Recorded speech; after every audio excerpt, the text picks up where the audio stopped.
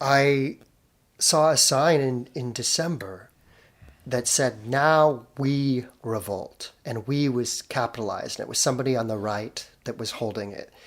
And it just, because that was, of course, after, Biden's won the election, uh, and I just had this ominous feeling going into the new year of, when is it going to boomerang back? I did not know it would be so soon, so definitive, and on such a massive scale. And one the of the right wingers that I interviewed said, this is how he characterized it. He said, these people, some of them have, former military training, and they're upset. The way that, folks like us are portrayed constantly across the boards, the fact that this stuff has gone on as long as it had on the left without the media really being honest with it. He said, I'm very worried. I'm very worried. This is before, the Capitol on January the 6th. He said, I'm very worried about what is going to happen. That's somebody who's considered a moderate. And he was called a capitulator and so forth. We will not capitulate is sort of the talking point from those on the right. So I do want to address this experience of being in the middle of all this. And you can tell that I'm still hyped up on it, in the sense that I've not only was there to have the lived experience, but then I have to go and I have to research and stay up all night looking at all the stuff that I've missed and that I didn't see. That there were people, we were on the west side of the Capitol. There were people who came in from the east side of the Capitol even, keeping track of the fatalities and what the processes. The New York Times wrote a piece in which they really lay out the different, the timeline and the geography of it. Because people are, again, I have to say, this is a 5-hour event. There were highs and lows. Of course, there were times where these folks were clashing with the cops. And there were times where I'm sure it would have been, turn on the good cop thing and try to and there were probably times of submission where you have tens of thousands of people who've breached the Capitol of the United States of America. Are you going to, after people have died, a woman is shot. Another woman, we know, it was, suffocated and trampled. And then 2 others die of possibly heart attack and other causes. So people are dying. At what point is that photo that you take to make your social justice point, where does that lie in that 5-hour timeline? Right. That's significant. And this is the other thing that I came out a little heated about, is that there's a picture on CNN. It was a CNN photo, and they ran an article comparing police reaction. And look, this is the first 12 hours. You're going to you don't know. You just don't know yet. And you're already putting this stuff out there that's going to make its way all the way to the President-elect of the United States. And you don't know. Do you know why? Because you weren't there. You're somebody that's quarantined, writing and interpreting the Twitter feeds. Well, where do your Twitter feeds come from? Do you follow activists? You probably do. And you're probably getting the viral clips that are cherry-picked, that come out, and they say, look, this guy was taking a selfie, and you say, oh, these guys just walked in. And you're making those claims before the New York Times took a day, and then they put it out, and they gave an accurate, you know who the sources are that are doing real journalism. You know who those are who are jumping on a wave to get you outraged because they know that makes money, that facilitates engagement from viewers. But the photo that went viral, that even my mom sent me, was this photo outside the Lincoln Memorial. And you see all of the National Guard in riot gear. And the idea is this was the response to Black Lives Matter, and these people just walked in. What date was that photo from? It was from June the 2nd. Does anybody remember that on May 29th, the President of the United States was bunkering himself at the White House? That's the 29th, 30th, 31st, 1st. That's the 5th day. You're trying to tell me what you're selling me from this image on the 5th day of a national riot, the 5th day in Washington, even longer if you include Washington, D.C., to be specific. Even longer if you include the national crisis that we're in. You're going to tell me, you're going to take that, and you're going to take this guy getting a selfie at some point within the 5-hour siege that broke through the Capitol. And yes, you did have people, as I said, saying traitor and oathbreaker, and others that were saying thank you for your service. And you're going to cherry pick those two, and you're going to make this grand claim without talking. And you can do it. That's fine if you're an activist. But you're going to do it without talking to the people that were on the ground. Any of them. Doing any journalistic, taking any steps to be a journalist and talk to people that were there and find out what were the attitudes, who was there, how many times did they have to breach the police, what was the structure, why were they going climb monkey bars up scaffolding. This is a huge cataclysmic event, and people, by the time I got to my car, friends, I went to social media and they were sharing those exact points. They were saying, and it was lined up. It was just, and you have to, I trace it to the 2 p.m. hour. And this is a very specific tweet that I saw from a reporter who actually inspired me to come up to Portland over the summer, Robert Evans. He has been embedded with the leftists, and he markets himself as a watchdog for far-right extremism. Business Insider had an article of his immediately critical of police, and this is why this all happened. But he tweets at 2:15 something that would be proven wrong, and I just want to read this because if you have, and I don't want to single out Mr. Evans. He's somebody who I invited, full disclosure, onto my podcast because I pitched to him we should talk about the difference of in-bed reporting domestically, and he's also been abroad. I want to say to like Syria and other places. When you're embedded abroad and domestically, what issues does this bring up? And I wanted to have a real conversation with him. And so I did approach him previously.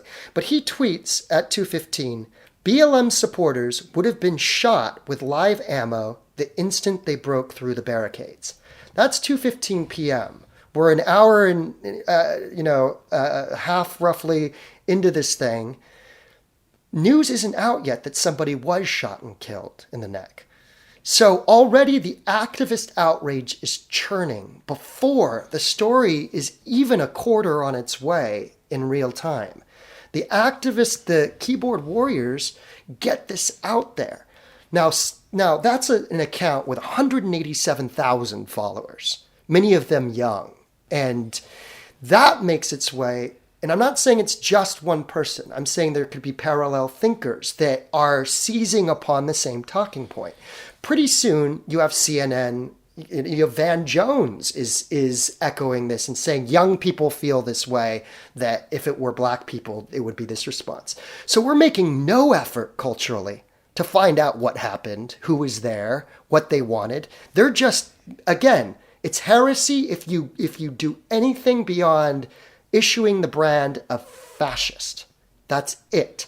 That's all that this web journalistic culture is willing to accept. And I use the word journalistic in that term, excuse me, because how is this happening? And in full disclosure, I gave him a terse reply. I said a woman was just shot, and we got into it a little because I am critical of this tribalism, and I pointed out something that would be later confirmed by the extremist that the guy, his name was Mark. This is the thing. These people give their names. They're not hiding behind masks. They're saying, we're here for the revolution and my name is Mark. And this is the Federalist who, self-described Federalist who has neo-Nazi, espouses neo-Nazi beliefs. That's, that's the best that I could describe him.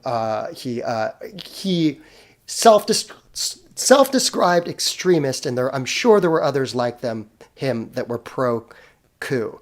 Now, so anyways, they were there, I'm not disputing that you had those people there, but the dialogue became about race so quickly by keyboard activism, and it makes its way to younger people that are working for these big media companies that know social. Just like when I worked for that company that had all the seed money, they were trying to get young people to figure out, well, what can be shared, and it's this tribal outrage stuff.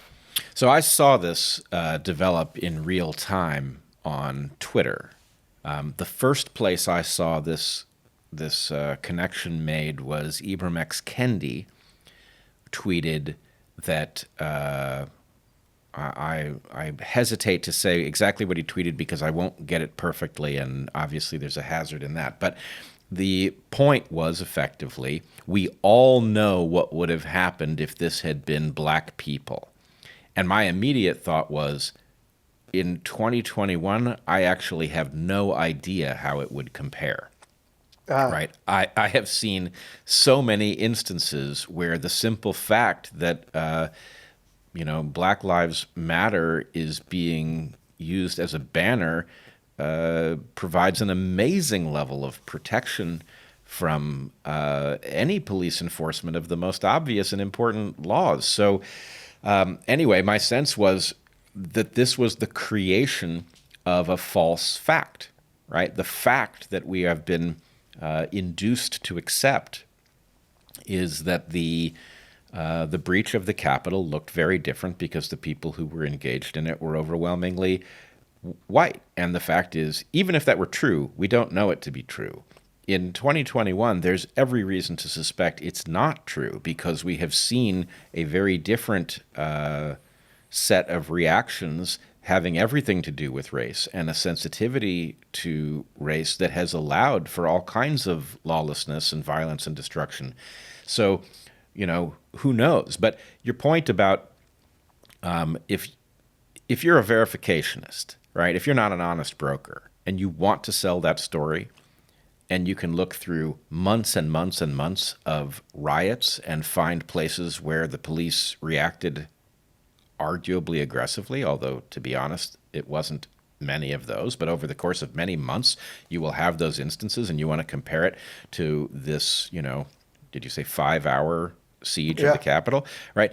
You can't compare the two because one is happening in the aftermath of the other. And so therefore, whatever happened in the earlier phase has some impact potentially. But if you were going to try to do an honest comparison, you would compare the first 12 hours, right? And, even then, you couldn't do it because that which is being attacked is different. An attack on the Capitol is different than an attack on the federal building in Portland. So in any case, the idea that it's not that they're failing to do journalism. They're trying to avoid doing journalism. Right? What they want to do is they want to advance a story that explains why they are going to react in the way they are to this, right? They need a story that's clean. And so if they have to manufacture it from whole cloth by saying, oh, there's an alternative universe in which the opposite happened and there was a massacre. Why was there a massacre? Because the people who were storming the Capitol weren't white, right? Well, you just made that up, right? That didn't happen. What's more, as you point out, you do have the police shooting a white person inside the Capitol, which suggests that, whatever the story is, it's complex and it's not a slam dunk that this was a timid response. I think there is a legitimate question as to why the Capitol Police were not better prepared and why there was not backup given the possibility that something like this would happen. Where was the National Guard, right? I do think, in light of where we are and all of the energy and heat surrounding the election and the counting of votes and the certifying of the election results, that it would have been wise to, spend what would presumably be a relatively small number of $1 million to prevent this from occurring by having the capacity to resist anything that could be brought to bear. I do wonder why that didn't happen. But nonetheless, the idea that there's some clear story and that we all know enough about the way things function to know that if the skin color of people who had breached the Capitol had been different, that the outcome would have been the inverse, whatever that means. That's just nonsense. And it did develop online as you watched people who had a decidedly partisan perspective attempt to figure out how to formulate what was happening in real time so that it fit their worldview. There was no challenge to their worldview. It just simply matched everything they'd been telling us all along. And something like this, the stories, the most profound stories, I said this about COVID, the most profound stories in our life don't affirm what we already know. They challenge it. They challenge what we think and what our perceptions of the world are if we really take a deep dive and don't cling to what our ideology is. And this whole year has been that for me. And let me go back to that CNN photo that was juxtaposed of, again, day 5 of the Washington, D.C. riots, and was juxtaposed to somebody taking a selfie. Because that narrative, again, makes its way from activists to mainstream media to the President-elect of the United States, who came out and echoed the very same talking point that a Pacific Northwest activist journalist, leftist journalist, was tweeting at 2:15 p.m. by the next day. President-elect is saying it. And again, it's not just one person. It was a lot of people, because these people are all interlinked, and they yes and each other. They say yes and all of the activists. There's a woman who blogs for or writes articles for Teen Vogue, which I mentioned that has this big anarchist section as well of anarchist literature. And I follow all these people. There is a social justice anti-fascist group that is extremely quick to spin the narrative, and these younger kids are hooked into them.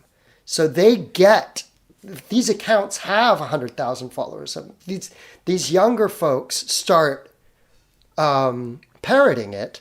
And so if you tell me if you work for CNN and this is your bio, I'm not going to name the person, but if this is your bio on social, I'm part of CNN's race and equality team.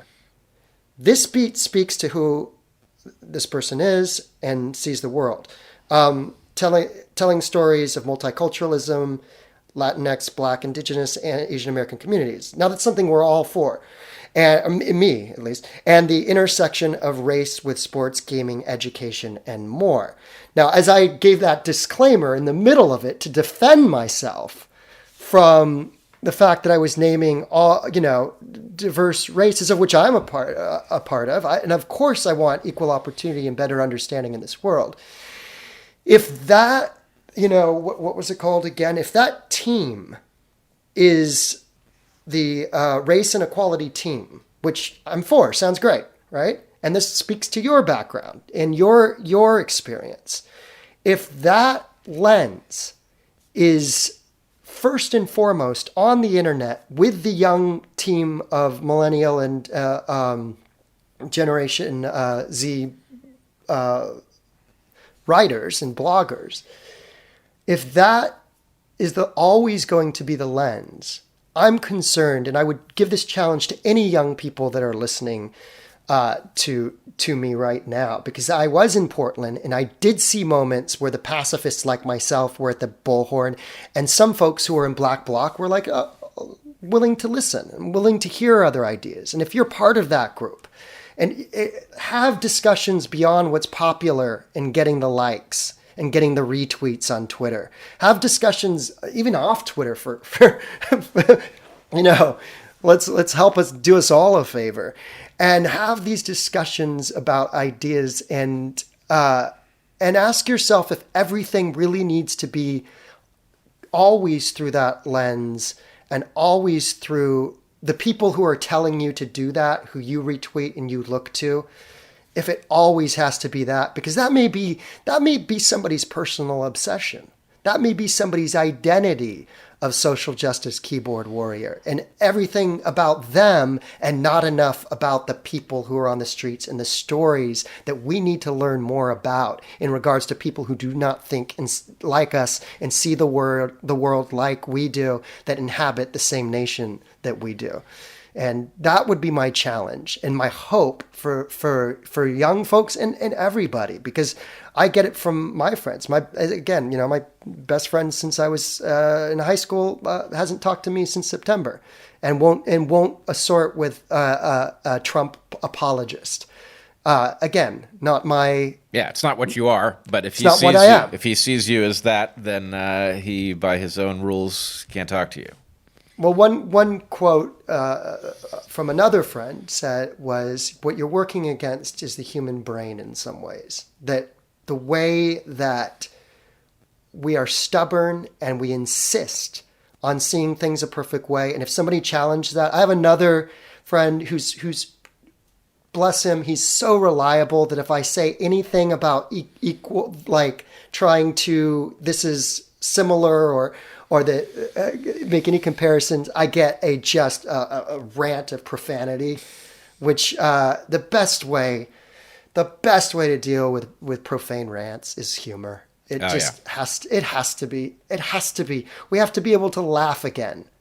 We can't be so policed in every emotion that we have that we can't figure a way to laugh at the absurdity of what we have been through collectively for the last the last 11 months. Yeah, I agree with you. I think in some sense, you have to be able to look at anyone with decency and see their humanity.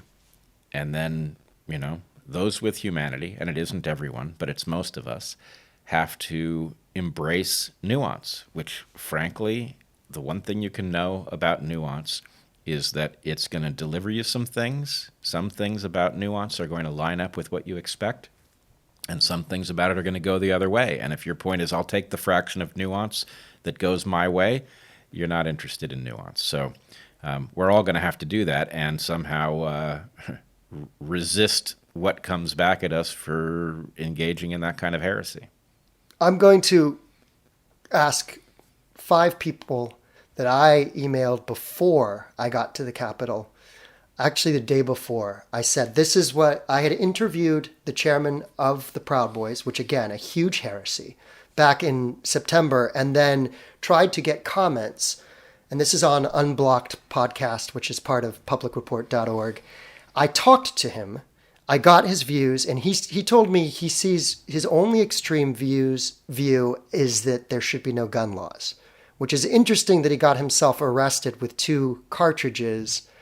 There are some that are speaking as if that might be deliberate to challenge gun laws and so forth. But, I don't want to get too far into that. He is somebody who I interviewed because the Proud Boys have been this on the receiving end of a campaign that you will never be more than white supremacists. Not just that you are that, you will never be more than that. There's no possibility for you to evolve out of that. We've decided that's what you are because we've picked these instances. But we have to ask ourselves how, and this is something I encourage. I'm not going to volunteer any opinions on the Proud Boys. I'm going to ask everybody to start doing their own research and figure out how extreme, when you listen to interviews, if the people who are these people platform ethno-nationalists, I can answer that's no. They're platforming something else and other conservative ideals that they say match up with this populist MAGA movement. That's why you see them as security detail in Sacramento, like I do when I have gone to Sacramento and so forth. But again, the heresy of saying to people, don't take my word for it, at least look into it yourself, because the press has decided that certain people are beyond redemption and they won't talk about it. So if you're a publication that's decided that a particular group of people are beyond redemption, and for some publications and editors-in-chief, it might be 70 million plus people, I challenge you. I challenge those 5 people that I sent emails to who were members of the Raw Story, which is the big left, one of the big left tabloids, the Huffington Post, the Daily Beast. If you're one of those people that work at these institutions that decidedly pursue one narrative, I challenge you to do other research and buck your own viewership, because we're not going to get anywhere unless you do. If you keep making money and exploiting our divisions with this kind of sensational content that is yes, you click up the engagement, you get the likes, and you profit off that. But the price that we are paying as a society should trouble you when you try to decompress at the end of the day from everything that we are taking in from this heightened portrayal of anybody who belongs to the opposite political side of the spectrum. Yeah, I agree. And I like your phraseology that they are exploiting our divisions for financial gain. And it's not only, it's the risk that they're putting us to that's the most troubling. Because if they keep exploiting it, there will be no putting this nation back together. And the frightening prospect of its coming apart, what that will do to the West, who that will leave the world open to is, the cost is incalculable. So, yes, they have a moral obligation to stop doing that. Now, I would say, and it's not inconsistent with anything you said, but there are irredeemable people. They're not common. And that's the problem, is when you take, large numbers, many millions of people, and you decide they're irredeemable, you're almost certainly making a serious error. So, are there people in the Proud Boys who are white nationalists? I have very little doubt that that's true. But yeah, absolutely. I don't think it characterizes them all. And in any case, it is the obligation of journalists to figure out what's true, not to impose what's true on the story, which is what most journalists are currently doing. My interview with Enrique Tarrio, and I do challenge him on, this is the dialogue that we need to be having, which is why is there a Proud Boys channel that has racist content? And are you denouncing that? He says he is. He says that they do denounce that. And he wants to see more denunciation from the left of our extreme elements. So this was a very real conversation that we had. And one thing that he said was, I think the lesson is people need to be heard. That's what they want, that he's platforming. Not ethno-nationalism. He's platforming that people want to be heard. That should be a message to all of us. And I know it came from somebody who most of this country is determined is a irredeemable individual. I would, again, challenge you and say, do your research. Already, Mr. Tarrio was, when I got out of the Capitol, I stopped by a Salvadorian restaurant and I hadn't eaten. And Univision, the station that I am a freelancer for, maybe still, I don't know, because I haven't worked for them since I got furloughed. Jorge Ramos was debating Enrique Tarrio on national Univision News, and they were talking about these issues. And I saw that, and my jaw dropped, because I did not expect a mainstream outlet to do it. And they were speaking in Spanish and sometimes switching to English. And I was watching Jorge Ramos, who we know is very left and anti MAGA, and has had his run-ins with the President of the United States himself. And they're having this debate.